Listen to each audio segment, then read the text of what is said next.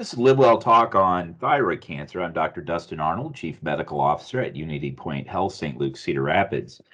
While many of us are planning to celebrate National Square Dancing Month in September, it is also Thyroid Cancer Awareness Month. And joining me today is Dr. Michael Telisak from Physicians Clinic Iowa, Ear, Nose, and Throat to discuss risk factors, signs, symptoms, and more. Dr. Telisak, welcome to the podcast. Thank you, Dr. Arnold. Appreciate the visit and hope to let people know a little bit more about thyroid cancer. Well, to start off, what's the thyroid do? Why should people care about their thyroid? The thyroid is a endocrine gland, so it's a gland that releases hormones, and its main purpose is to help regulate our metabolism. Okay, so if the thyroid's overactive, metabolism increases. If it's underactive, then the metabolism is not where it needs to be. That is correct. And obviously, any gland or structure in the human body can develop cancer. I mean, the heart, it's really rare, but there is such thing as heart sarcomas of the heart. But tell us about the risk for thyroid cancer. So thyroid cancer risk, well, I'll give you some numbers. Average per year is about like 45,000 people are diagnosed with thyroid cancer a year. So fairly common. And it's one of these cancers that's discovered more and more over the last 20 years or so. And it's a combination of maybe some influences, environmental influences we don't fully understand, and then also increased imaging. So ultrasounds or other imaging performed for other reasons. Now that we have availability of this in our healthcare system, more and more we find nodules that otherwise would go undiagnosed or underappreciated. Do patients how do I say it? Do they present with certain symptoms? Can you feel that you have thyroid cancer, or is it something that's found on exam Most or? most cases not. Late stage thyroid cancer where it's spread to different parts of the body, you might feel as bumps in your neck, that kind of thing, or other symptoms. But otherwise, generally, no, it's actually found as a nodule. Although sometimes when the nodule is larger and grows over a period of time, a patient can feel a lump in the throat or notice a lump in the throat and they look at the front of their neck. Okay. Um, is there screening for thyroid cancer? Like we've had physicians discuss breast and colon malignancies and what is recommended for screening to detect it early. What is the screening for thyroid cancer? Thyroid cancer doesn't really have a defined Okay. screening. The main thing would be is, as every patient should, have a routine physical exam with their primary care doctor, and part of that exam includes a neck exam where they may feel a palpable abnormality, and then there's patients that are more at risk that need to have more routine examinations or evaluation, sometimes with imaging or lab tests. You don't see it very often now, but in older patients, they would have a goiter that they would just leave. They just, Mhm. went about their way. Is that a risk for that to turn into cancer over time? Good question, Dr. Arnold. So, goiters are less and less common in the United States. There's endemic goiter and non-endemic or multinodular goiter. And endemic goiters, when there's an iodine deficiency in your diet, we see less and less of that in Western societies. That still occurs in other parts of the world because we have iodized salt, and that's beneficial in that regard. And actually, a low iodine in your diet is a small predisposing factor to thyroid cancer, although a low risk in general. So we don't see that as much, but yes, people can typically have a goiter nowadays. It's typically multiple nodules, and those tend to be less concerning for malignancy. Although still, if somebody has a larger nodule in those goiters, we still want to rule those out as a possible malignancy. Okay. And you do that with ultrasound and then subsequent biopsy? Ultrasound, subsequent biopsy, that's correct. Okay. Now, after the biopsy comes back and it is cancer, I'm sure there's different types of cancer. In fact, I know that there are different types of thyroid cancer, but what are the ones that are worrisome, and what are the ones that are relatively easy to deal with? Good question. So by far the most common kind of thyroid cancer is papillary thyroid cancer. And that's 85–90% of all cases of thyroid cancer. Okay. So when people are diagnosed, this is typically their diagnosis.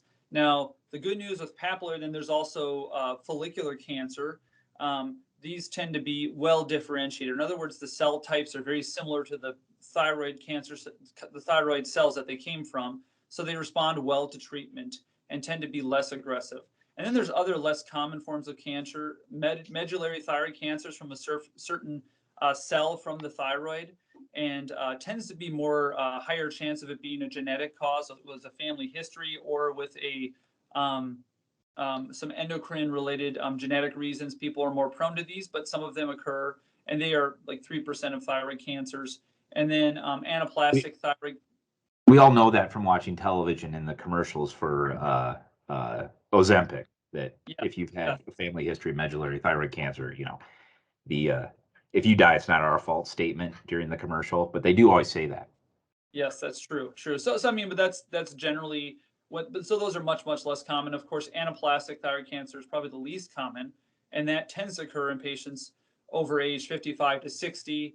It's again pretty rare, and it's very aggressive. Typically, when it's diagnosed, it's already spread and spread locally, especially, and difficult to treat. Wow. So, what are the treatment options? Good question. The primary treatment option for thyroid cancer, the first treatment option is surgery. So either removal of part or all of the thyroid is typically recommended. Other cancers, if they're smaller in size, there's some newer kind of variations of which aren't really initially were called cancers that really aren't cancers at this point. That we typically can monitor actually just with imaging and repeat testing. So that's the good news about that, is less aggressive treatment with still the same long-term survival rate, very high survival rate with these kinds of changes. But overall, it's generally surgery. And then depending on the extent of the cancer, the patient's risk factors, and the nature of the final, evaluation of the pathology dictates if they get additional treatment, such as radioiodine therapy, or sometimes external beam therapy, or even, as you're discussing, some kind of different therapies, monoclonal antibody therapy or chemotherapy. Okay. And so, if you take out my thyroid, I can live without it? Well, not exactly. You need the thyroid, Okay. but the good news is that thyroid hormone supplementation actually is readily available. It works very well, fairly easy to titrate or to manage and change depending on the patient's needs. And ultimately, even when patients have thyroid cancer, we remove their thyroid. Part of the treatment regimen is actually taking thyroid hormone, as it helps suppress growth of the thyroid cancer, any Oh, microscopic okay. potential Yeah. there. Uh, for our listeners, I mean, the most common, a lot of Northern European descent, obviously, Scandinavian, Norwegian in Iowa, and a lot of people have autoimmune thyroiditis or Mhm. hypothyroidism. Is there any risk of that turning into cancer? Is that a risk factor? Good question. In general, autoimmune disorder, Graves' disease, or Hashimoto's thyroiditis, anything that causes inflammation in the cancer, there's a small risk, but overall that risk is quite low relative to other risk factors like radiation to the neck, which, the amount of radiation that would include would be prior to like the mid 50s, when radiation was used to treat tonsillitis or acne. So that's in a smaller population now, or other risk factors like family history of thyroid cancer. Okay. Now, we have talked on this program multiple times about the NASA Community Cancer Center located over in your neck of the woods there at the medical mall. Um, how do they provide service for thyroid cancers if a patient should have that? Absolutely. So when we treat thyroid cancer, like we do for all cancers of the head and neck, we use a multidisciplinary approach. And that includes me, the surgeon, the head and neck surgeon, and the endocrinologist with Unity Point Health, and with the Helen Nassif Center. We use techniques from the radiation oncologist for management of radioiodine therapy and chemotherapy with hematologist oncologist. So it's a combined team approach, and we even have a cancer care coordinator nurse that helps coordinate visits and management and long-term follow-up and care. So it is a really all doctors contributing and participating for the best management of the patient. Okay. And is there, if you could tell people one thing to avoid to prevent or lower their risk for thyroid cancer, what would that be? Good question. Generally, for risk of thyroid cancer, um, and probably just keeping track of things like a healthy diet with I apologize, with the iodine. That, as you may be aware, Himalayan salts and other kinds of salts in the diet, just making sure, or certain forms of diet, vegan diets, things like that, where people sometimes don't get the right nutrition, and just being careful to making sure you're getting the right amount of iodine. And then really for overall risk, just regular visits with your doctor for most patients, unless you have a known family history of thyroid cancer. And we talked about medullary thyroid specifically, and having being vigilant of that and having good follow-up with your doctor. Okay. Well, one final question. Why did you choose ENT? That's a great question. And ENT does not stand for easy nights in tennis.